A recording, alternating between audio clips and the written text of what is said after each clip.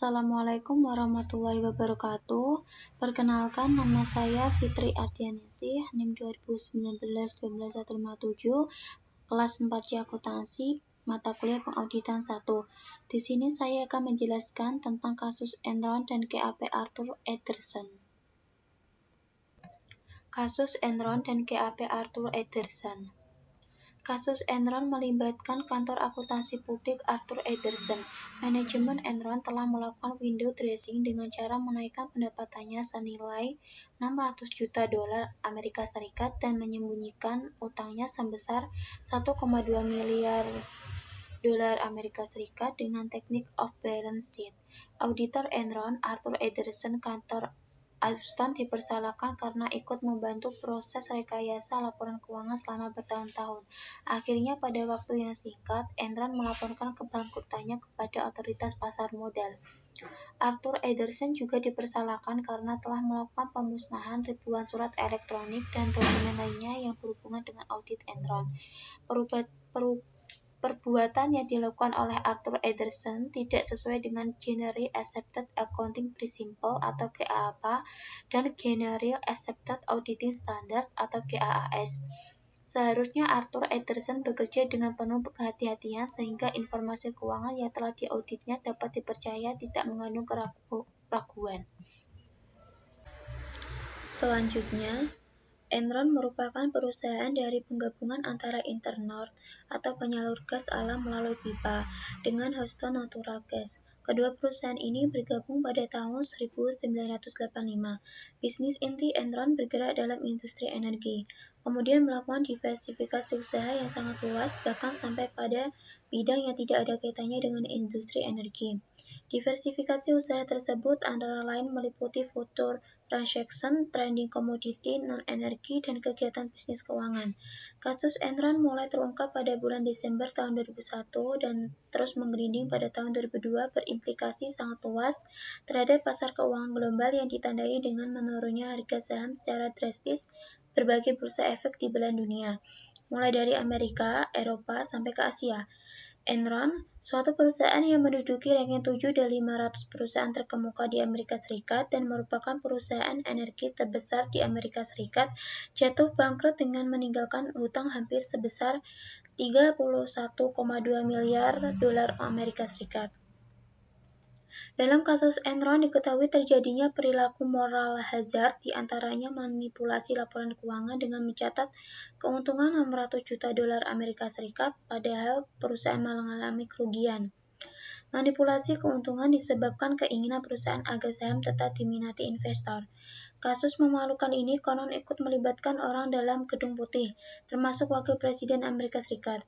Kronologis, fakta, dan data dan informasi dari berbagai sumber yang berkaitan dengan hancurnya Enron atau debacle dapat dikemukakan sebagai berikut.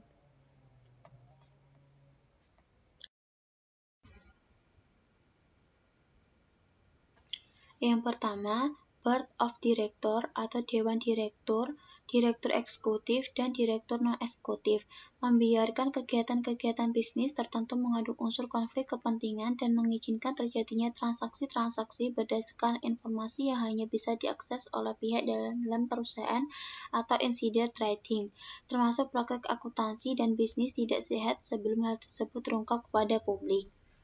Kedua, Enron merupakan salah satu perusahaan besar pertama yang melakukan outsourcing secara total atas fungsi internal audit perusahaan. A. Mantan Chief Audit Eksekutif Enron atau Kepala Internal Audit semula adalah partner GAP Andersen, ditunjuk sebagai akuntan publik perusahaan. B. Direktur Keuangan Enron berasal dari GAP Andersen. C. Sebagian besar staf akunting Enron berasal dari GAP Andersen. Selanjutnya, nomor 3. Pada awal tahun 2001, partner GAP Andersen melakukan evaluasi terhadap kemungkinan mempertahankan atau melepaskan Enron sebagai klien perusahaan. Mengingat resiko yang sangat tinggi berkaitan dengan praktek akuntansi dan bisnis Enron, dari hasil evaluasi diputuskan untuk tetap mempertahankan Enron sebagai klien GAP Andersen. Keempat, Salah seorang eksekutif Enron dilaporkan telah mempertanyakan praktek akunting perusahaan yang dinilai tidak sehat dan mengungkapkan kekhawatiran berkaitan dengan hal tersebut kepada CEO dan partner KAP Ederson pada pertengahan 2001. CEO Enron menugaskan penasihat hukum perusahaan untuk melakukan investigasi atas kekhawatiran tersebut, tetapi tidak memperkenalkan penasihat hukum untuk mempertanyakan pertimbangan yang melatar belakangi akuntansi yang dipersoalkan. Hasil investigasi oleh penasihat hukum tersebut menyimpulkan bahwa tidak ada hal-hal yang serius yang perlu diperhatikan. Yang kelima, pada tanggal 16 Oktober 2001, Enron menerbitkan laporan keuangan triwulan ketiga. Dalam laporan itu disebutkan bahwa laba bersih Enron telah meningkat menjadi $393 juta, naik $100 juta dibandingkan periode sebelumnya. CEO Enron, Kenneth Lai, menyebutkan bahwa Enron secara berkesinambungan memberikan prospek yang sangat baik. Ia juga tidak menjelaskan secara rinci tentang pembebanan biaya akuntansi khusus atau special accounting charge atau expense sebesar $1 miliar yang sesungguhnya menyebabkan hasil aktual pada periode tersebut menjadi rugi $644 juta. Para analisis dan reporter kemudian mencari tahu lebih jauh mengenai beban $1 miliar tersebut, dan ternyata berasal dari transaksi yang dilakukan oleh perusahaan-perusahaan yang didirikan oleh CFO Enron. Nomor 6. Pada tanggal 2 Desember 2001, Enron mendaftarkan kebangkrutan perusahaan ke pengadilan dan memecat 5.000 pegawai. Pada saat itu terungkap bahwa terdapat hutang perusahaan yang tidak dilaporkan senilai lebih dari $1 miliar. Dengan mengungkapkan nilai investasi dan laba yang ditahan atau retained earnings berkurang dalam jumlah yang sama. 7.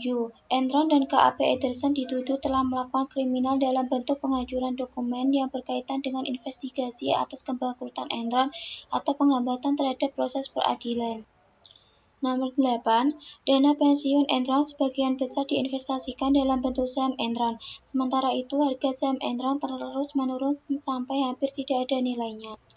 Nomor 9. KAP Ederson diperhatikan sebagai auditor Enron pada pertengahan Juni 2002.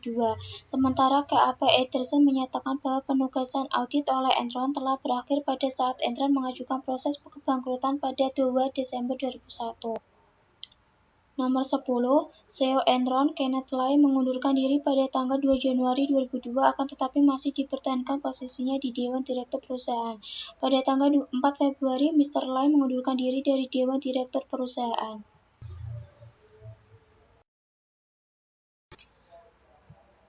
Berikutnya, nomor 11. Tanggal 28 Februari 2002, KAP Ederson menawarkan ganti rugi $750 juta Amerika untuk menyelesaikan berbagai gugatan hukum yang diajukan kepada KAP Ederson. Nomor 12. Pemerintahan Amerika atau the US General Service Administration melarang Enron dan KAP Ederson untuk melakukan kontrak pekerjaan dengan lembaga pemerintah di Amerika. 13. Tanggal 14 Maret 2002, Departemen Kehakiman Amerika memvonis KAP Ederson bersalah atas tuduhan melakukan penghambatan dalam proses peradilan karena telah menghancurkan dokumen-dokumen yang sedang diselidiki. 14. KAP Ederson terus menerima konsekuensi negatif dari kasus Enron berupa kehilangan klien, pembelotan afiliasi yang bergabung dengan KAP yang lain, dan pengungkapan yang meningkat mengenai keterlibatan pegawai KAP Ederson dalam kasus Enron. 15. Tanggal 22 Maret 2002, mantan Ketua Federal Reserve, Paul Volcker, yang direkrut untuk melakukan revisi terhadap praktik audit dan meningkatkan kembali citra KAP Ederson, mengusulkan agar manajemen KAP Ederson yang ada diberhentikan dan membentuk suatu komite yang diketuai oleh Paul sendiri untuk menyusun manajemen baru. Yang nomor 16, tanggal 26 Maret 2002, CEO Ederson Joseph Berardino mengundurkan diri dari jabatannya. Selanjutnya, nomor 17, tanggal 8 April 2002, seorang partner KAP Ederson, David Duncan, yang bertindak sebagai penanggung jawab audit Enron, mengaku bersalah atas tuduhan melakukan hambatan proses peradilan dan setuju untuk menjadi sanksi kunci pengendalian bagi kasus KAP Ederson dan Enron. Nomor 18, tanggal 9 April 2002, Jeffrey M.C. Mahon mengumumkan pengunduran diri sebagai Presiden dan Chief Operating Officer Enron yang berlaku efektif 1 Juni 2002. Nomor 19, tanggal 15 Juni 2002, juri federal di Houston menyatakan KAP Ederson bersalah telah melakukan hambatan terhadap proses peradilan. Selanjutnya, dampak kasus Enron dan KAP Ederson. Adapun dampak dari kasus ini adalah sebagai berikut. Yang pertama, pemerintah Amerika Serikat menerbitkan Sarbanes Oxley Act atau SOX untuk melindungi para investor dengan cara meningkatkan akurasi dan reliabilitas pengungkapan yang dilakukan perusahaan publik. Selain itu, dibentuk pula PCAOB atau Public Company Accounting Oversight Board yang bertugas A. mendaftar KAP yang mengaudit perusahaan publik, B. menetapkan atau mengadopsi standar audit, pengendalian mutu, etika, inspeksi, dan standar lain yang berkaitan dengan audit perusahaan publik. C. Menyelidiki KAP dan karyawannya, melakukan disciplinary hearings, dan mengenakan saksi jika perlu. D. Melaksanakan kewajiban lain yang diperlukan untuk meningkatkan standar profesional di KAP. E. Meningkatkan ketaatan terhadap SOX, peraturan-peraturan PCAOB, standar profesional, peraturan pasar modal yang berkaitan dengan audit perusahaan publik. Selanjutnya, nomor 2, perubahan-perubahan yang ditentukan dalam Sarbanes Oxley Act. A. Untuk menjamin independensi auditor, maka KAP dilarang memberikan jasa non-audit kepada perusahaan yang diaudit. B. Membutuhkan persetujuan dari audit komite perusahaan sebelum melakukan audit. Setiap perusahaan memiliki audit komite ini karena definisinya diperluas, yaitu jika tidak ada, maka seluruh dewan komisaris menjadi audit komite. C. Melarang KAP memberikan jasa audit jika audit partnernya telah memberikan jasa audit tersebut selama 5 tahun berturut-turut kepada klien tersebut. D. KAP harus segera membuat laporan kepada audit komite yang menunjukkan kebijakan akuntansi yang penting yang digunakan. Alternatif perlakuan akuntansi yang sesuai standar dan telah dibicarakan dengan manajemen perusahaan.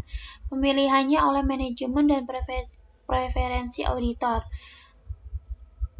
KAP dilarang memberikan jasa audit jika CEO, CFO, Chief Accounting Officer, Controller klien sebelumnya bekerja di KAP tersebut dan mengaudit klien tersebut setahun sebelumnya.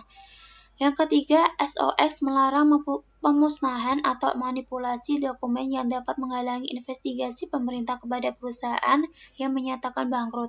Selain itu, kini CEO dan SFO harus membuat surat pernyataan bahwa laporan keuangan yang mereka laporkan adalah sesuai dengan peraturan SEC dan semua informasi yang dilaporkan adalah wajar dan tidak ada kesalahan material. Sebagai tambahan, menjadi semakin banyak ancaman pidana bagi mereka yang melakukan pelanggaran ini.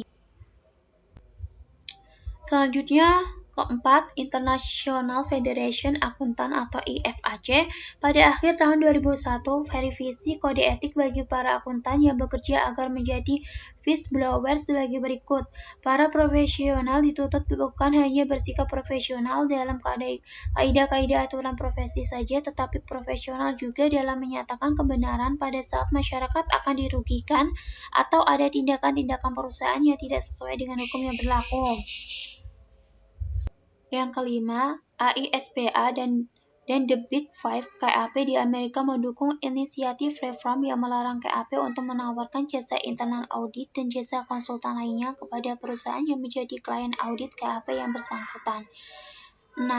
John Whitehead dan Ira Milstein, ketua bersama Blue Ribbon Committee SEC, mengeluarkan rekomendasi tentang perlunya Kongres menyusun undang-undang yang mengharuskan perusahaan publik melaksanakan dan melaporkan ketaatannya terhadap pedoman corporate governance. Ketujuh, Securities Exchange Commission atau SEC dan New York Stock Exchange atau NYSE menyerukan bahwa auditor internal harus lebih mempertajam peran dalam pemeriksaan ketaatan, pengelola risiko, dan mengembangkan operasi bisnis, dan setiap perusahaan diwajibkan untuk memiliki fungsi audit interest atau JAMS 2003. Sekian penjelasan saya tentang kasus Enron dan GAP Arthur Andersen. Mohon maaf jika ada salah kata. Terima kasih. Wassalamualaikum warahmatullahi wabarakatuh.